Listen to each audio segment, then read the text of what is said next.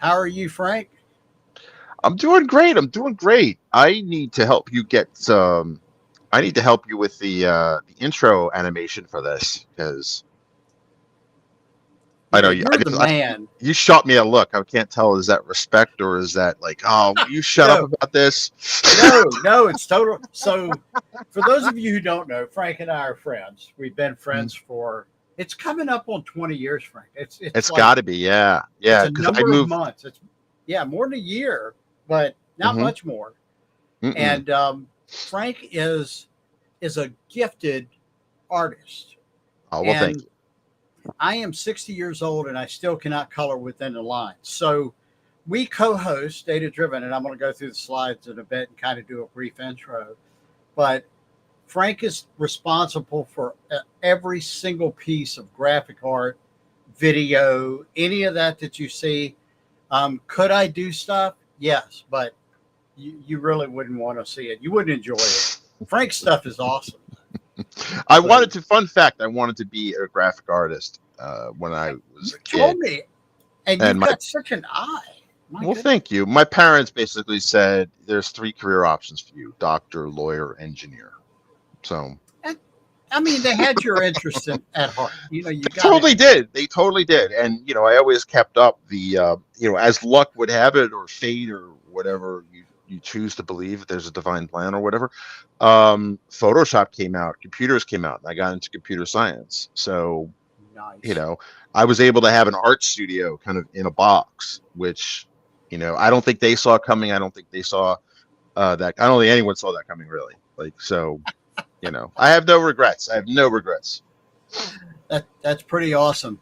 Um, I'm going to make a change here. I know it's bad. I'm going to turn off my screen sharing for that, and I'm going to move my screen around. So you're going to have to give me a couple of seconds here. But Frank, I know you've been doing some exciting stuff. You've got Hmm? some cool stuff going on. Personally, I certainly don't want to tell people your cool stuff personally, but I do know you're enjoying a particular type of leave. Again, I don't I want to am. share That's that okay. unless you want. I'll share it. I've been meaning to talk about it. I just really haven't had a chance. I So if you're a listener to the podcast, and I hope you are, and if you're not, I encourage you to go like, share, subscribe, datadriven.tv right now. Well, maybe not right now if you're watching this live. Um, I kept vaguely referring to a court case that was going Yes. on, and there I have many reasons to explain why I was very vague about that. But ultimately, the end result is the court case is over. It ended actually a couple months ago with the adoption of a little boy who was my wife's cousin, had a baby, so he's also a cousin, and we adopted him. He's been living with us now almost a year. He's legally been adopted for a few months now. I learned way more about family law and as it pertains to both the state I live in and the state where he's from. Um, way more Andy than I ever wanted to. But he is, he's definitely, he's the missing puzzle piece our family didn't know we were missing. And my employer, Red Hat, does offer paid parental leave for adoptions, which I think is a brilliant thing. And I am taking full advantage of that. And that's actually what I've been up to. So I've been hanging out with the kid and the dogs and our beautiful, what Andy and I jokingly call Empathy Estates. There's the Man, what a view. isn't Wow. the view? That's the view that we bought the house for. We Nice. actually, um, I would I would turn the camera to show you the house that we found this neighborhood with, but because I'm doing a lot of honey-do listings too while the kid sleeps, there's a lot of trash and like stuff that's going to a dumpster that we rented. So I'm not going to show you that. But we actually found the house a couple doors down, and there's two numbers when you shop for a house. Thank you, Luther. I love the view. Two numbers when you shop for a house. The amount that the bank says they'll give you, and the amount that you're comfortable with taking. Um, so much to my surprise and delight, the bank was rather fond of me, and they gave me a number that was kind of, I wouldn't want to have to pay that back. But so we looked. So this house, beautiful house, everything in the interior brand new, but we discovered that this house here, two doors down, had that spectacular view. That house was nice inside, but the view backed up to somebody else's house. Right. And if I wanted that sort of nonsense, I'd move back to Jersey. So, and long story short, we saw this house and that view at sunset, and it was just whoever placed this house was maybe a genius or a druid, because the front lines to the sunrise and the back lines to the sunset. So yes, it is a lot of grass to mow, Doug. But fortunately, the neighbor has a company that does, he mows lawns. He's a landscaper. So he's like, well, I'll give you a deal if because I got my guys coming up here anyway. So Nice. So that worked out well. We are contemplating getting, because we had, and I don't want to hijack the show with my No. It's all good. my home stuff, but we are thinking about getting a ride-on lawnmower, but with a snow blade attachment, Nice. because we have a very long driveway. I live in a kind of a rural area, not as rural as Farmville, but it's horse country here, right? Like, Yeah. the land I'm on was actually some real estate tycoon's, where he bred his horse races. Yeah. So, and half of it's a golf course and half of it is a subdivision. But anyway, we have a very long driveway, and when the winter, or first winter here, was pretty mild, no snow at all. Last winter got 4 inches and then followed up by like another 3 inches a week later. And it's a very long driveway. Long story short, when you get stuck in the snow on your own property, there's not really much you can do other than push. So I was just like, I probably should do something about that. But as you know, Andy, and as the folks are tuning in, I see data-driven recipient. That's cool. Yeah.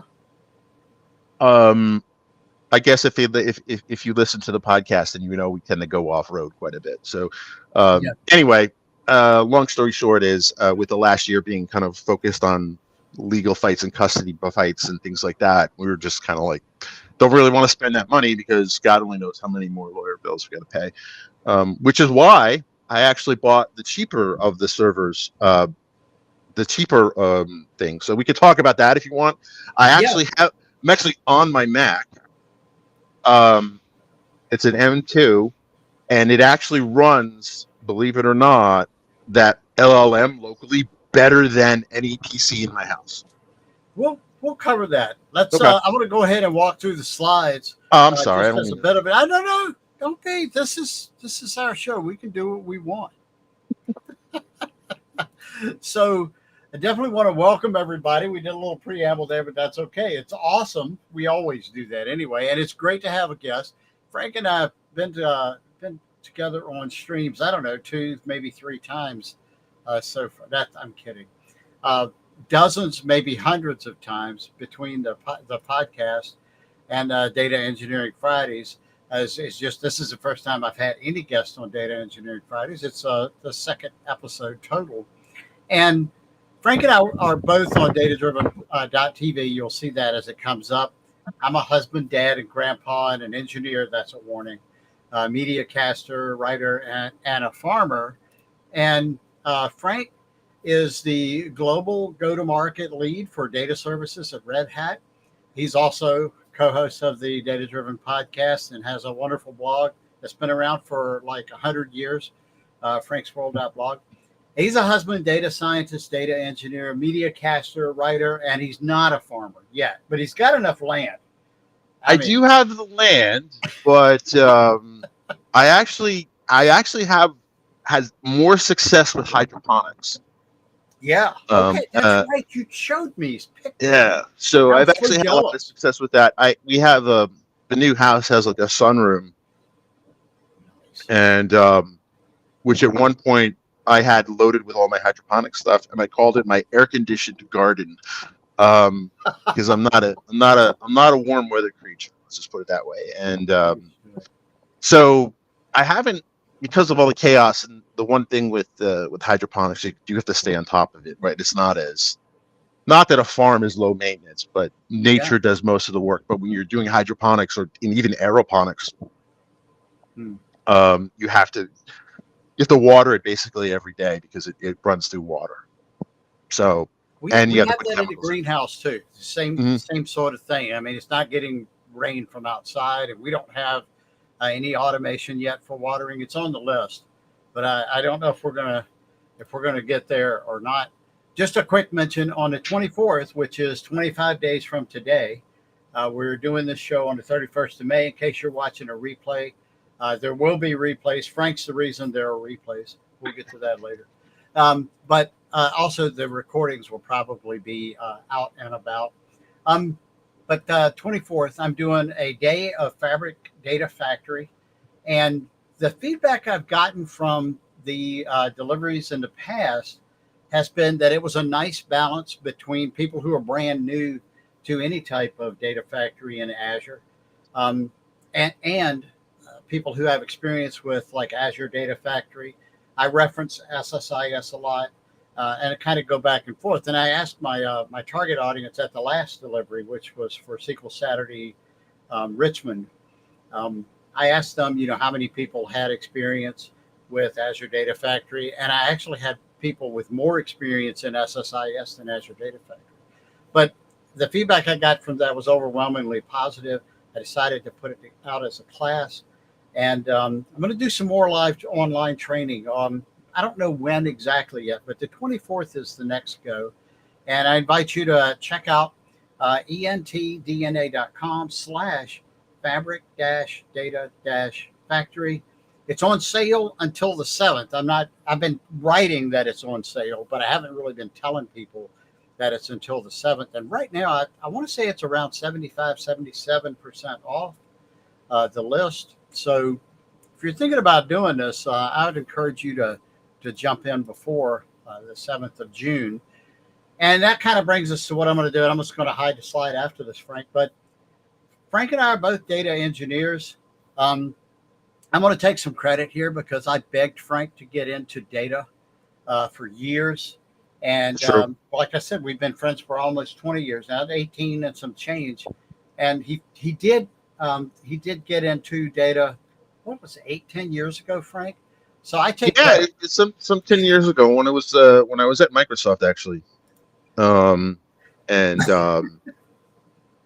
when I was a Windows 8 developer and a Windows phone developer and a Silverlight developer, and when after you bet on the wrong horse 3 times in a row, you start questioning yourself, and It wasn't you, Frank. It was just changes. I'm sure there were really good business reasons. And well, that's all when I'm you going do to say stupid about that. stuff, when you do stupid stuff, yeah, Metro, yeah. When you do stupid stuff, it doesn't seem stupid when you do it. That's the problem. The long and short of it was, I was actually talking to somebody about this today. I was like at a inflection point in my career, because when I got laid off from Microsoft, my first stint, I did 2 stints at Microsoft. The first one was, hey, we like you, Frank, but you got to move to Seattle. And at the time, my mom lived in New Jersey. My in-laws were all in Pennsylvania. My wife has a pretty solid career here in the DC area.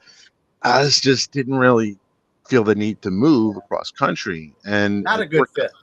No, well, and here's the thing. Here's the thinking, right? You get to get an insight into what goes on in here, and it's a little bit of a scary neighborhood. I'm not gonna lie, but the you can always get another job, right? But you only really get one family, you know. And Very it was just kind of like, and it worked out well because in August they said, "This is your final. Is that your final answer?" And I said, "Yes, that's my final answer." And then literally the day before they gave me my walking papers, my mom had a severe health crisis up in New Jersey. Now that was very stressful to drive from DC to North Jersey, but a stressful 5-hour drive is a different animal than having to book a flight. Yeah. Across the country. So Silver Light probably, yeah, it didn't take, ultimately, I think that the downfall of Silverlight had to do more with Steve Jobs fighting with Adobe over Flash on their platform. And Silverlight was collateral damage. And I've kind of moved on. It actually informed me to think about, to think more strategically and use game theory to plan out my career and what I learn next. Right? Because, and this is a long and winding road that led me to Red Hat. Right? So Red Hat's known for its open source, and big thing for me was seeing other people that had written apps for iOS or Android, driving around in much nicer cars, that sort of thing. I realized that had I picked the right horse, I was right on a lot of things, but wrong in some things. But I thought ultimately I listened to you because I was like, data science, at least, is based on mathematics, very heavily based on mathematics. Yeah. And 2 + 2 is 4, whoever owns the data center. If Jeff Bezos owns the data center, it's still 4. If Microsoft owns it, it's still 4. If Google, I can't think of the new guy, but I know the 2 Russian guys, Sergey and what's his face? Larry and Sergey. Yep. But it doesn't matter, right? Because regression algorithms are regression algorithms. And data engineering is kind of sort of that way, but things are more touching to platforms. So you're either in the kind of the Oracle stack, the Microsoft stack, or in some ways kind of the new hipster kind of Databricks stack, right? Yep. But ultimately, the principles are very much the same. And it doesn't have the same risks associated with front-end development, which is very trendy, right? So there's a lot of things that are trendy. So I got a random reach out from a recruiter today. I think I screenshotted it to you. Actually, was kind of like, we want someone who knows React, Angular, and this front end platform. Oh, and they have to have a background in ML and AI. Which I'm like, if you think about that as a Venn diagram or a set theory, that's a very thin slice of humanity. And it's just kind of like, that's not the first time I heard the notion of a full stack ML or AI developer. Right. I think of that meme, stop trying to make this happen. It's not going to happen, right? Because if I were a JavaScript developer, and I'm not by any means, you look at the bill rates for JavaScript developers and you look at the bill rates for AI ML experts, right? I look at those numbers, I'm going to forget all the JavaScript I know. I'm going to wipe the shelf clean of my brain and then drop in all the AI stuff, right? So it's just kind of funny that they're looking for really thin slices of humanity, and the bill rate was kind of laughably low, right? Like you're looking for basically probably, if I count on 2 hands, the number of people that could do that and would do that globally. So it amuses me. That's surprising that they're looking for everything and willing to pay so little. I think it's just a reflection of where people stand with their visas or stuff like that. Who knows? It could be. It's not, and there's nothing wrong with that. I get it. And I've got a number of friends who are working off visas, and I think it's pretty cool. It is cool. I love that whole visa program that we have, because I think it does encourage talent from around the world to come here. The downside is when there's a shift in the economy. Yeah, you're kind of SOL to and that stands for Salisbury Online. No, just kidding. Or Stakes Online. How about that? But it's no, he's right. It all depends on the job market too, right? If the job market's a bad job market, they want to optimize who they get for and pay as little. So I remember so for those who don't know, I was at the World Trade Center. I was late for work, thankfully. But the following months were horrible. The job market was terrible. It was after the dot-com crash, the financial scandals of Enron, WorldCom, and a few of the others, right? So there were a lot of technologists who were out of work, myself included.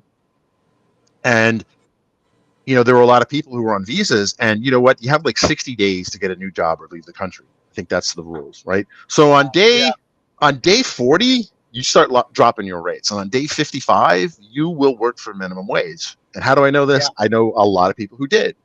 And what that did was, even though this is totally illegal, I had one recruiter tell me, why should I hire you when I can get 3 of them for the same price?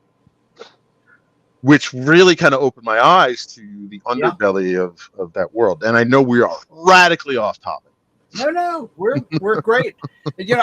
So sometimes even now, I run into that when I'm offering consulting rates and the like, and people will tell me, and in fact, this has been years ago, but the gig that's to this day holds the record for earnings for me started with a conversation very much like that. I quoted my rate, and they said, "Well, we can get 3." Back then, it was SSIS. We get 3 SSIS developers for that amount. And I said, "Well, I just that's what you should do. That's what you want." But John, I totally agree. That's awesome. Yeah. Next time in Raleigh, I gotta hook up with John. I gotta connect with him. I haven't been able to the last couple times. That's not unusual. It's been that way. Somebody mentioned that. Russell mentioned that earlier. That's not surprising because it's been this way for a long time. But the truth is, that evolved into a situation where I actually ended up doing the work, and it turned out to be a very complex job. The people that they were getting, not that you can't find people at a third of that rate that can do the work. It's just difficult, and often you get what you pay for, not always. And in this case, it just was a great fit. We delivered it. It took years. It was one that took more than 1 year to do. But you find that in data engineering and data science. And Frank, by the way, is both. He's a data scientist and a data engineer, which I have to share. I'm very jealous of that. And he's the real deal. He's not a paper cert guy. What are you up to now in certifications? 197 or something? 197, yeah. Yeah, and I keep up with it because I'm waiting for 200. I'm going to get you a card or something and send it. Nice. Well, so what I do now is my base kind of standard is 2 classes a month. Nice. Okay, so by the end of the summer, maybe. So June, I'll hit. In June, I should hit. And also being on paternity leave, I can take a lot more courses. I actually picked up a bunch of courses this morning on a Humble Bundle. It's a whole bunch of generative AI courses, right? And it's more, it's pretty interesting. It was only like $25, and it was all video courses. I picked up another one on. I know I'm like a course junkie now, right? I kind of maybe done it too far the other way. I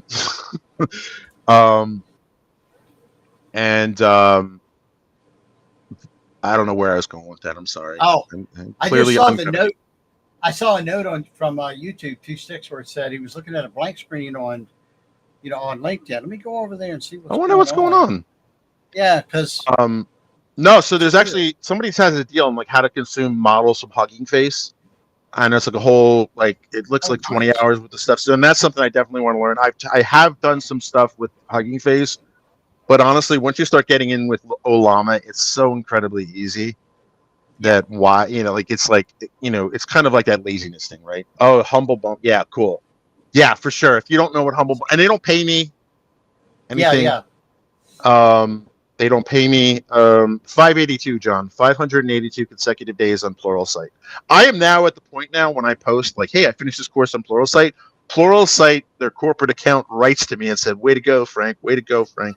I don't know what I'm expecting, but I want to get to 1,000. And the reason I want to get to 1,000 is I want to see what the CSS does when I hit 1,000. I don't know. So that's kind of like my motivator. It's cool to see, yeah, because it's got it inside of that circle. It's got will it shrink to the box? And Lord, I mean, certainly no.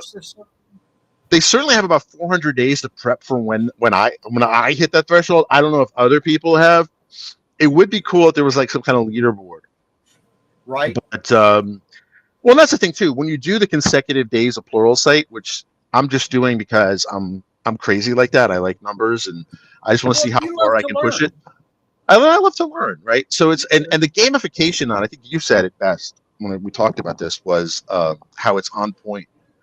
Because like when we went on the cruise the first time, I had no idea what the internet would be, and my first concern, Andy, wasn't seasickness. It wasn't anything like that, or catching COVID. It was, oh my God, how will I keep my consecutive day streak up?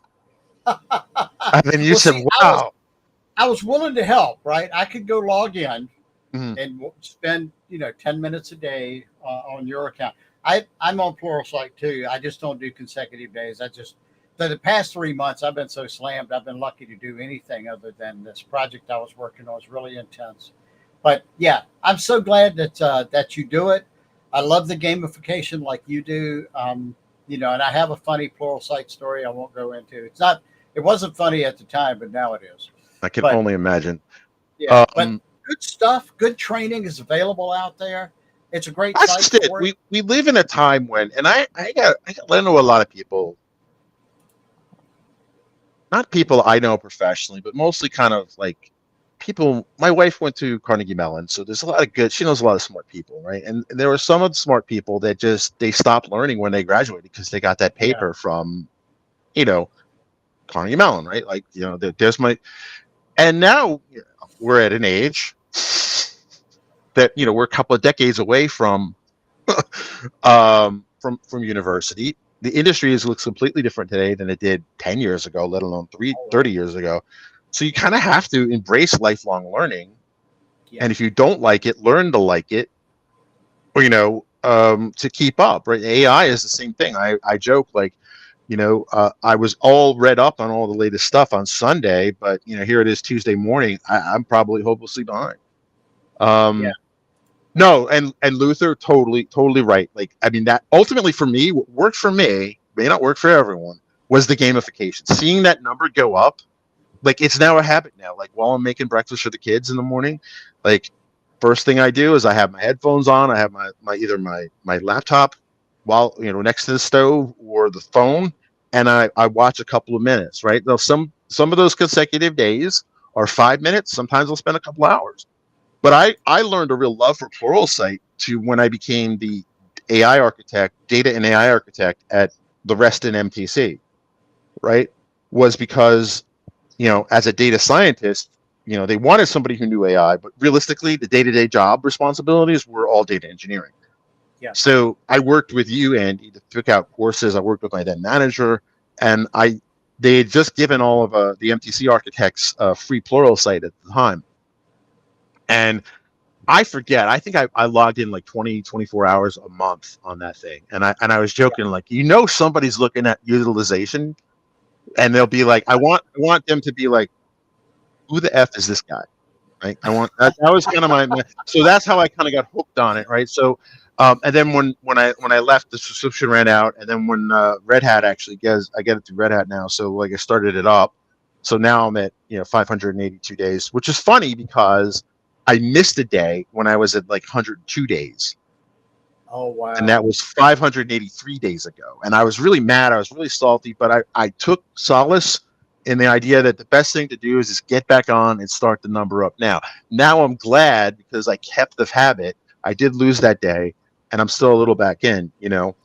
Um, Yeah, and it's kind of like what happened with the blog, right? Like, yeah. you know, for those who don't know, I lost 13 years worth of blog data through no fault of my own, and then I restarted the blog. And actually, he was here, but I created a blogging tool called Dingo, which is named after my dog who looks like a dingo. And anyway, like, yeah, the gamification, it doesn't work for everybody, but for people that ordinarily would just kind of not do it or not develop a Yeah. habit, it totally works. Like, and I'm one of those people, I admit it. And it is impressive how far Pluralsight has come. They're a publicly traded company. Aaron Skonnard used to be just a regular schmo like you and me, Andy, at MVP Summit. And then the next thing I knew, he's ringing the bell at the Nasdaq or Nice. I forget where it's traded. Yeah. I think it was Nasdaq. And he's Yeah, hanging out with the governor of Utah and the senator. Like, he's like a major employer for whatever congressional district he's in. So Yeah, and I'm not sure, but I think he's stepped aside at least in part. He oh, I may don't know. I be haven't on the kept up with board him. I still, just but I don't think he's CEO. But oh, okay. yeah, he's a friend, and we every now and then we exchange messages, just to pleasantries, just kind of keeping up, uh, like I do as many people as I can. But yeah, he's I haven't man, he did met well. with him in person in like 15 years, but he seemed like a Yeah, solid stand-up guy. So yeah, same. That was my impression too. But yeah, it's and good for him. I love to see people succeed. I'd love to. I'm waiting for it when it happens to us, Frank, on there you that go. level.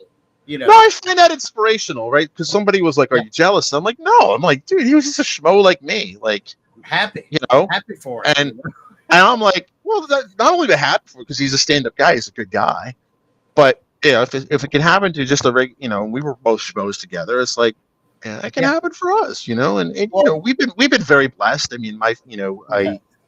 um you saw the view. I love my house. I sent you a bunch of pictures yesterday. I was hanging out with the youngest, and then we went to meet the oldest at the bus stop, and Nice. then the dogs came by, and it's been a really beautiful couple of days here. Because usually what Yeah. happens is, at least on the East Coast, my experience is that you get really lousy winters, really hot, nasty summers, and then you get about a week or two of transition between those two seasons of too Yeah. hot and too cold.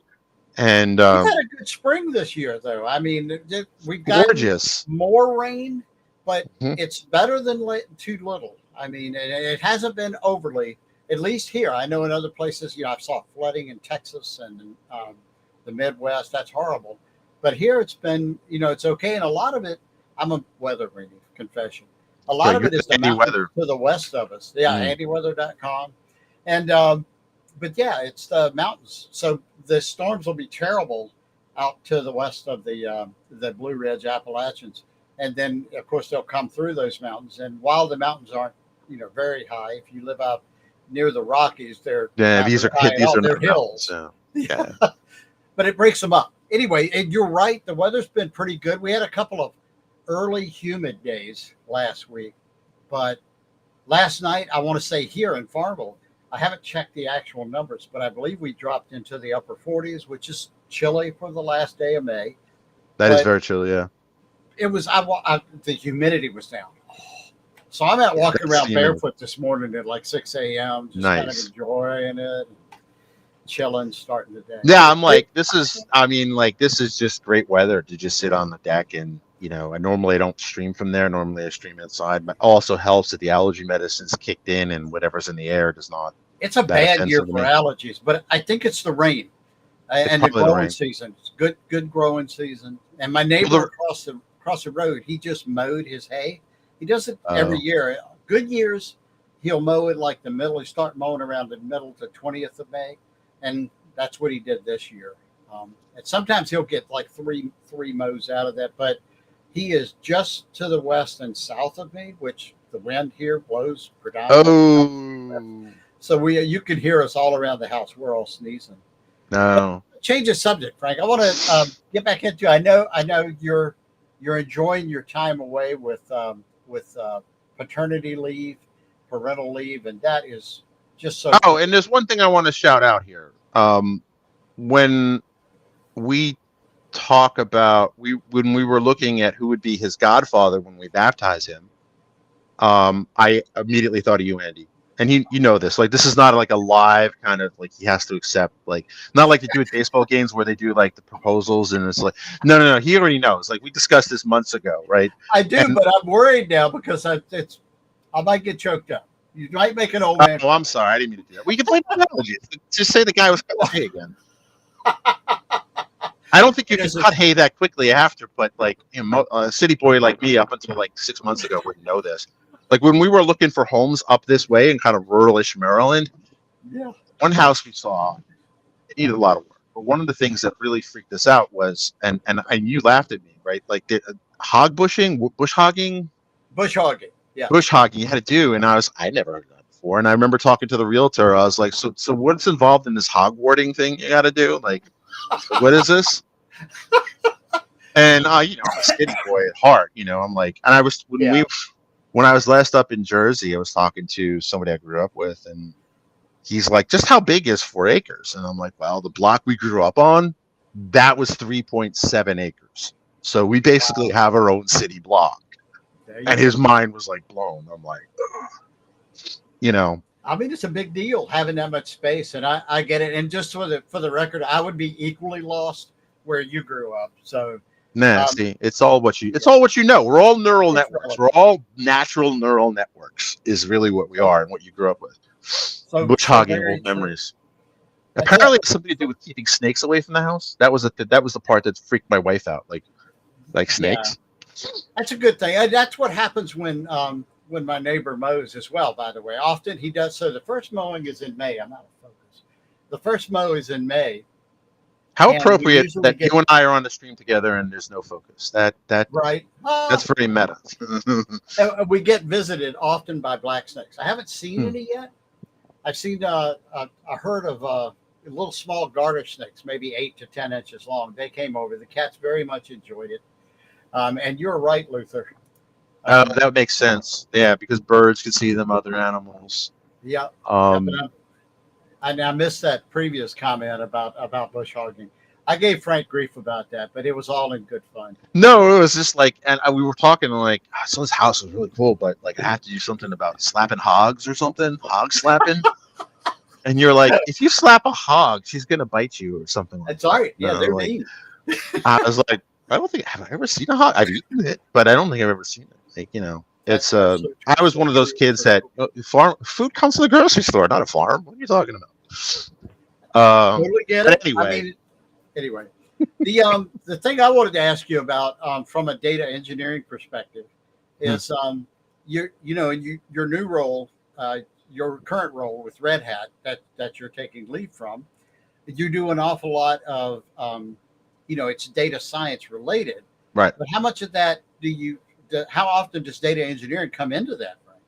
Every single time. Wow. And it's just one of those things where it comes up every time because ultimately the upstream, Andrew Ng, way smarter guy than me.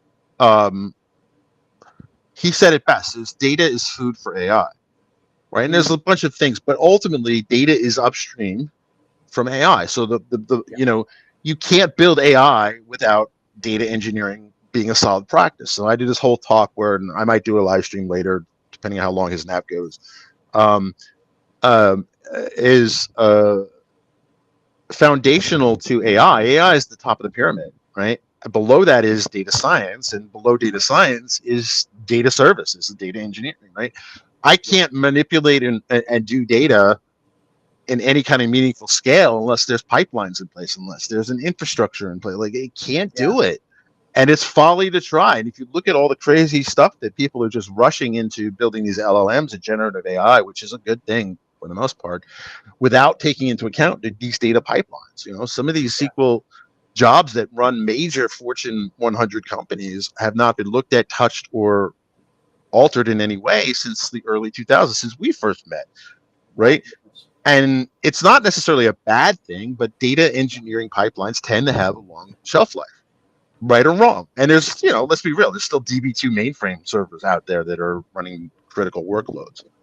Yeah, that's not a bad thing per se, but the one of the challenges that a lot of organizations face is those setups were not built to feed large language models and training for AI, right? That's not what they were originally built for. They were built originally to be transactional. And this is not news to anyone who's a data engineer, right? That's why data warehousing became a thing, right? Because you didn't have the spare cycles to spin up disks to do your advanced analytics and your OLAP cubes and whatever it used to be called, as well as keep the lights on and making money, right? So you had to kind of like copy it periodically to a data warehouse. But now I think we're really beyond that point for the most part of processing and storage being at a premium. And certainly speed, with very rare exceptions, I don't think that's really a problem. So you could have a combined system. I forget what the fancy acronym for that is, but I know what you're saying. HILO, is it HILO? What's the high availability? High availability, HADR. That's HADR, right? But there's another acronym for having the same data server be your analytics server and your transactional. I forget what it's called. Oh, okay. You know what I'm talking I about. know what you're Think of talking it as about, soon but as I I can't as soon remember as I it. sign off in the stream, I'll be like, And I want to do a shout out here because you mentioned as you were describing the pyramid and the apex being AI. Frank wrote an amazing article. I believe it's on Medium.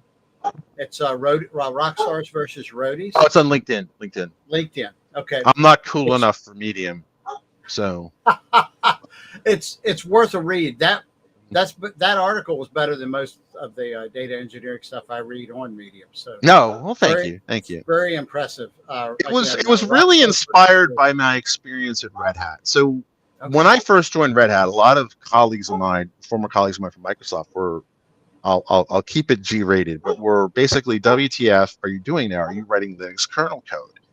And to that, I would say no. But what the product I sell, and I don't want to turn this into a big commercial for it, OpenShift AI is basically the idea that you can run AI workloads on OpenShift, which is this whole massive Kubernetes orchestration engine. Right there it is. I said it. Right. Um, But that's not something data scientists really think about or want to think about, right? That's more infrastructure. And that was really kind of this whole thing of, well, who do we really sell to, right? If you talk to an IT ops person, they absolutely know who Red Hat is. If you talk to a data scientist or data engineer or AI engineer or whatever they're calling it, that job now, they have no idea who Red Hat is. Not so much, and they don't really care. They want some place where they can run their notebooks, where they can do the data exploration, where they can create their charts, visualizations. Right. Yeah. And build the models and then deploy the models, right? Because at the end of the day, these things are going to be, whether it's gRPC or REST API endpoints, we can fight about that another time. But at the end of the day, it's going to be served, right? And that has to run on some kind of metal. Now, where is that metal going to run? So that's where the whole Rockstars and Roadies things come. In fact, when I demo OpenShift AI, people are like, I don't get it. What's the big deal? And that's just it. If you're a data scientist, you're not thinking about the underlying infrastructure that's being orchestrated, spun up, and built for you. Right. The magic is in what you don't see, right? You don't see me mucking around in YAML files, right? You don't see me messing with, GPU CUDA drivers and stuff like that. It's there. It's handled at the platform level. You don't have to think about it. Now, for IT op, so data scientists don't care, right? Just like I don't know Taylor Swift personally. I've never ridden on a private plane, but when she stands up to the stage and picks up the microphone, she wants it to work, right? Exactly. Now, she's definitely a smart businesswoman and is worth billions of dollars. Has multiple beachfront homes. Probably has a couple of boats too. Could she drop what she's doing and learn electrical engineering and sound design and all that stuff? Yeah, she totally could, right? Sure. She could pay up front in cash for the tuition, which is not something a lot of people can say.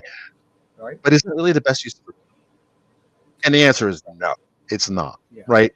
And it's the same thing with data scientists and IT ops. Data scientists can work with very abstract mathematical concepts and do some crazy stuff with that. Mm-hmm. They could totally learn command line stuff. They could go to Network Chuck's YouTube channel, which I highly recommend, and watch those tutorials all day. Is that the best use of their time? It's not, right?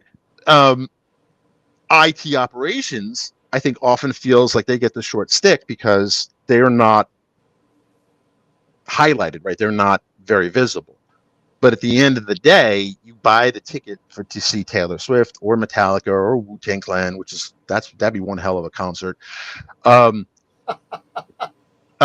see the band or the artists, not Dave who did the electrical, or right. If it's a heavy metal show, hair band show, right? Who did the pyrotechnics, right?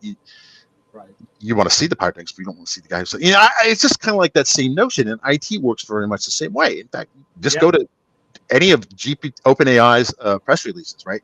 This model has been trained on 40 billion parameters. Okay, that's pretty cool. How much compute went into that, right? How many data engineers had to put that together, right? That's a joke on our site. Like, first you get the data on our podcast, right? Right. That's true. They want the whole stack. This is hilarious. Yeah, we actually registered that. I was digging through domains the other day for something else. We got cooking, but I was like, oh, that's where it registered because I use domain, I use GoDaddy and Network Solutions, and Yeah. mostly because chaos. But I wasn't sure, and I was funny the other day. I was like, I should register franklavinia.com. That's what I should do. And then I saw it was taken. I'm like, and then I used some words I'm not going to use here. And then I realized, and I looked through one of my listings, like, oh, I have it.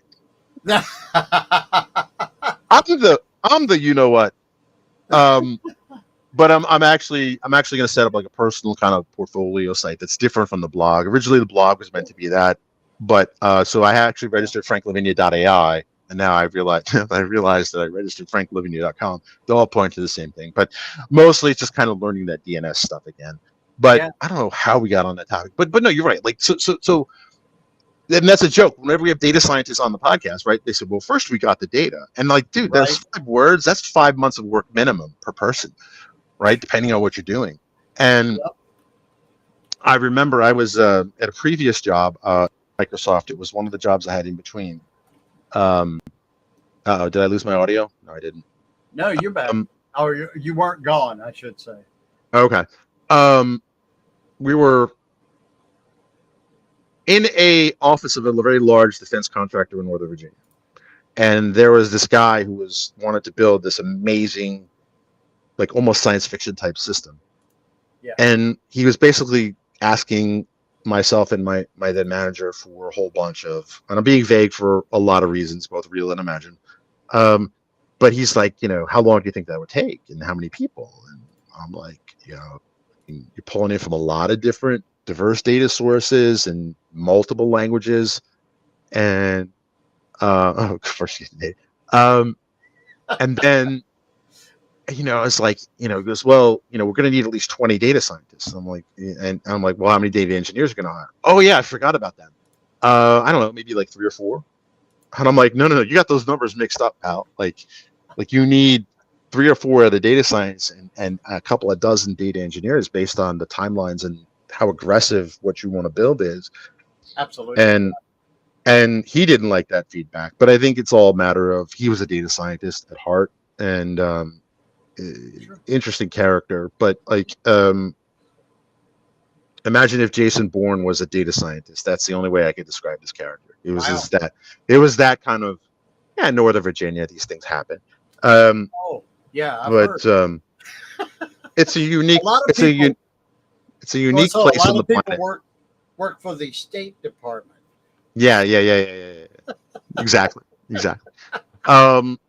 So no, but data engineers, I think, are chronically underappreciated just because of that. And the same way roadies are, right? Like, and I've never been a roadie, but I know it's not an easy life. But from what stories I've heard, it sounds like you had a good time. But that's the same thing here. Don't say Quantico. That's right. That's right. Funny, Luther. So it's just one of those things where data engineers do get chronically underappreciated.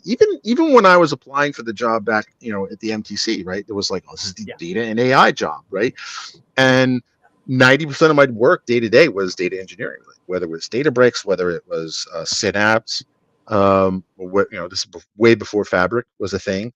It was just a lot of people and a lot of organizations don't appreciate what data engineers do. And that's just what it is. And somebody said they want the whole stack. And you're right. They don't understand that these are different disciplines, right? And I always like to say, like, I bet in the world of 8 billion people, give or take, 500 million, right? There's probably somebody out. There's probably 5 somebodies out there that are both renowned cardiologists and accountants. I wouldn't want that person to touch my heart or my taxes. Right? Now, is that fair? I don't know, but there's something about that specialization that does it. So, Luther worked as a state hand. See, there you go. I'm sure you made up for the misery in the after show parties. It all depends on the context of the word hellacious.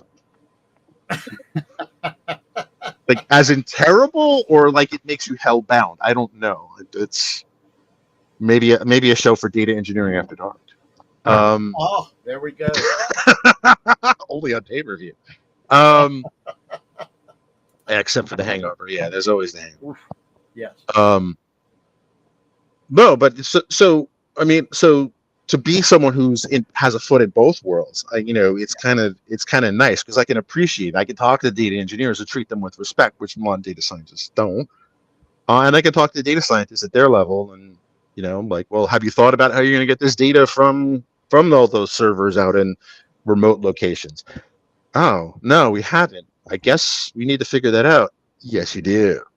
And that's what's interesting because Red Hat is primarily an infrastructure company, right? So like the people we tend to talk with the most are infrastructure people, right? And when you talk to them, like, hey, no, man, yeah, you're the roadies, you're not the rock stars, but you're foundational to everything that's being built now. Right. Nothing happens without the roadies. No, and that's what I said in the in the we just launched season 8, and the new intro thing I say is without data engineers, the world would stop turning. So it's a nice intro, by the way. Frank's in charge of that stuff too. I'm trying to think of what I actually do. You show up and look pretty is basically. Well, I show up. And artists are limited by their medium, so there you go. A face for radio, is that the? Definitely for chicken farming. That a face for sure, or for writing. I think of Napoleon Dynamite when he goes chicken farming, and he says to the guy, "Did the chickens have large talons?" And the guy's like, "What are you? What? Like, what are you saying?" Well, we actually had some. I can tell stories about that. We had some double entendre intended cocky roosters. Their talons were large enough. I'll say that. I don't think I have any scars left, but yeah, they were interesting. The thing I like about data engineering, and Frank, you and I have talked about this on a number of occasions. It was something I was drawn to. You're absolutely right, Luther. Sometimes showing up is the hard part and the important part. Yeah. But I was drawn to this before I even knew what it was called. I mean, back in the 90s, I was writing. It didn't have a name either. No, it didn't. When I was trying to get you into a former employer, and if you're creative, you can figure out who it is if you look me up on LinkedIn. There was one company, they thought you were a DBA. You were, at the time, I think the going term was data architect. This would have been 2005, 2000, that time frame, and it was 3 BC for me, 3 or 4 BC before children, no, and I remember the guy, one of the partners, who I don't remember him for his intellect. Anyway, he said, "We don't need a DBA about you." And I'm looking at all these solutions that we have that developers designed the schemas, developers were writing the stored procedures, developers were doing all this, and there was a number of like dumpster fires in the making, right? That could have easily been avoided if there was at least somebody there who said, "Hey, maybe you should normalize this. Hey, maybe sanitize your input queries, like use a stored procedure that can kind of handle the majority of that anyway," right? Like, one of my favorite stories, I can laugh at it now, was this one project we did, and perhaps one day I'll write about it, but now that enough time has passed, but it was the project from hell, and it basically was, they wanted to save money. So what did they do? They cut the testing on the budget to 0. Right? Oh my! Well, that does save money. It does save. It saved a lot of money up front. It saved quite a bit of money, but ultimately they bought an off-the-shelf solution. So the thinking was that they did the testing, and we all know what happens when you make assumptions. You assume. You make and that's basically what happened. And when we start diving through the code of this thing, it was basically pulling back. It basically did select star from all the tables, or the majority of the tables, with hardly any constraints.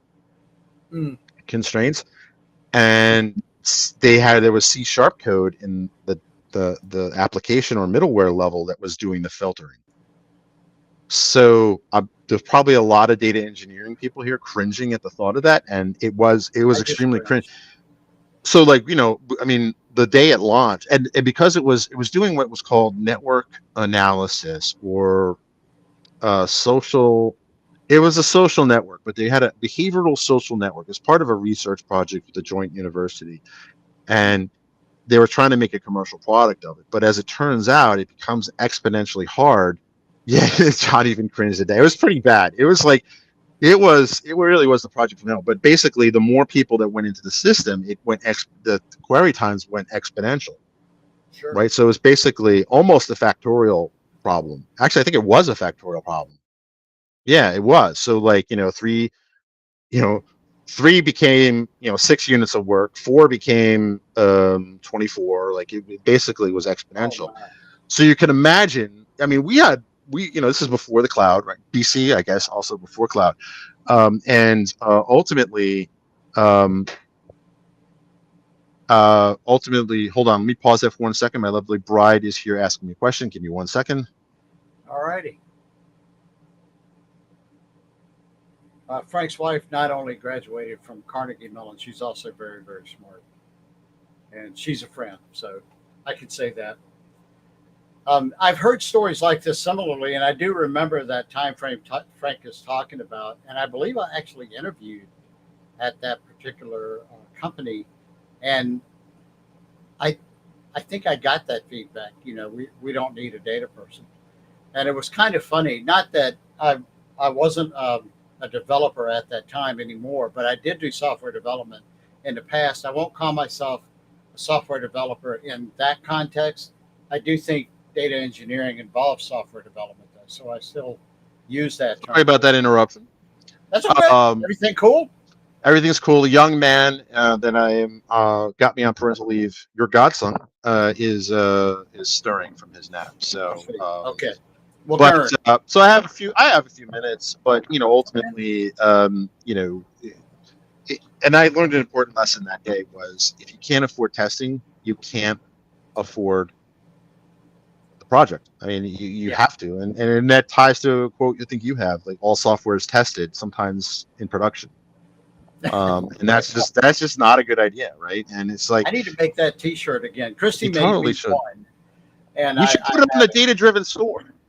That's a great idea. Okay, because we have a number. I got a lot of projects to do. Put my graphics talents to use. Understood. But no, but I mean, ultimately, whenever you look at an LLM and you think about how these things are trained, data is a big part of that process, right? Good and bad, right? Like that's a whole conversation spread to itself. Sure. But I mean, data engineering is probably, and at the time, you're right. Like, it was this idea that I think they thought of you as a DBA. Yeah. And they're like, we don't need a DBA. And at the time, the notion of what a DBA did in the 90s and prior was very different at that time, right? Yeah. I love that. I've seen that meme. I don't often test, but when I do, it's in production. I miss the Dos Equis guy, the most interesting man in the world. But I mean, ultimately, you have this situation where developers, it's not so much the case now, right? Because we have the compute, we're dealing with cloud services, so the bill is more, $20 more per month, right? Yeah. But most developers tend to prefer the NoSQL stuff, right? But if you're trying to optimize something, particularly on-prem, you're trying to optimize for cost, you still need a data engineer. Now, data, and you still, if you're dealing with major workloads, you still need a data engineer, right? So, but it's more like the applications and stuff like that. I did a career day with my oldest son, pre-pandemic, and the lady ahead of me was a software developer, and she was talking about, I'm going to write an app. What I do is I write apps and I collect, what's your favorite color, what's your favorite dessert, that sort of thing. So that's what I do, and I store it in a database. And then I came up as a data scientist immediately after, and I was like, well, what I do is kind of similar to her job. In fact, I used to do her job. I used to be a software engineer, but what I do now is I take all that data from every kid in the world, right? And I can take that data. What's their favorite color? What's their favorite dessert? And I can see, hey, the kids in Maryland have a different favorite color than they do in China, or they have different favorite dessert, that sort of thing. And once you get that data, first you get the data. Once you get that data, you can start working with it in a way you can find and discover things that ordinarily weren't necessarily so obvious, or in some cases, back up proof for things that are obvious, right? So at the time, there was a study done where they used Google Maps at congressional voting districts and things like that in the U.S.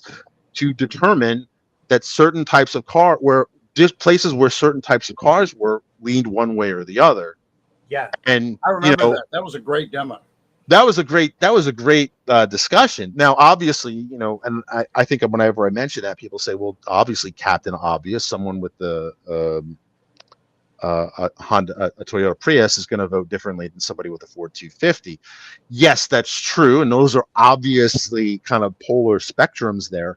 But what's more interesting is the middle ground, right? And what can you tell? What can you glean, right? And the data is all around us. I mean, one of the first things, and this was decades before today, which is really scary to say.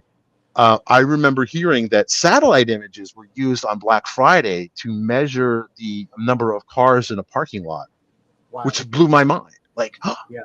I mean, the data's there; it's not secret. Well, I mean, obviously, you have to get satellite imagery, and that's a whole thing. But it's not impossible, right? So you could do that. There's also things where oil analysts on the industry, oil analysts will analyze shadows of tankers, like in various oil producing countries, to estimate how much reserves they actually have versus what they say they have. And it spawned a whole cottage industry of covers to hide that data from satellites. And and the thing that really opened my mind, this was the inception, right? We're going back in time. This was 1999, 2000 something. And I remember hearing from somebody that what Walmart did at the time was they tracked the weather. And if an area in the summer is going to get, I don't know, go beyond 10 degrees of difference within X number of days, let's say 5 days, right? That indicates a heat wave. So what they do is they ship extra Gatorade, water bottles, soda. And because they have so much inventory, they're moving the inventory from where it's not needed to where it's needed. They mark it down so no one else can compete with it. And that blew my mind because I was like, that's so clever. And I remember the person who was telling me this, he said, well, I mean, the data's there. It's there for everyone. They were just the first to use it. And I was like, that's true. And that really opened my mind. I think that planted the seed. You watered the seed. Took a while because I'm slow to really take you up on your advice. It took the trifecta of collapses of Windows Phone, Silverlight, and Windows 8 to make me reevaluate my life choices. Well, it was. I'm glad. I'm so sorry. I'm like, don't be. I was looking at LinkedIn, but actually, I was looking at datadriven.tv when I typed in first you get to data.com. That's where it takes you. I know the little one is stirring for you, and I got a couple of things to do as well. I just wanted to share. You can learn more about me at andyleonard.blog/learn-more, and more about Frank at franksworld.com/about. And there's a lot of interesting stuff on there. Frank mentioned he was late for work on September 11th at the World Trade Center, and he's got his story up there. It's a fascinating story, and to encourage you to check that out just to learn more about Frank. I didn't know which of your email addresses to put up here, Frank. But probably Leonard at ENT. Probably Frank at datadrivenmedia.co. Okay. And as soon as I'll have an easier to write one as soon as I figure out some DNS things. Excellent. See, even I need programs.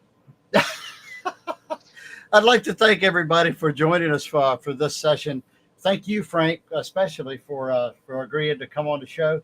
And we'll do this again next Friday at 1 p.m. and every Friday the summer of 2024 up until the last show will be August 23rd. That's the last one we're going to do. But so far, I'm having a blast. So thank you, everyone, for being here. And Frank and I will catch you later. Thanks, everyone. Thanks, Andy.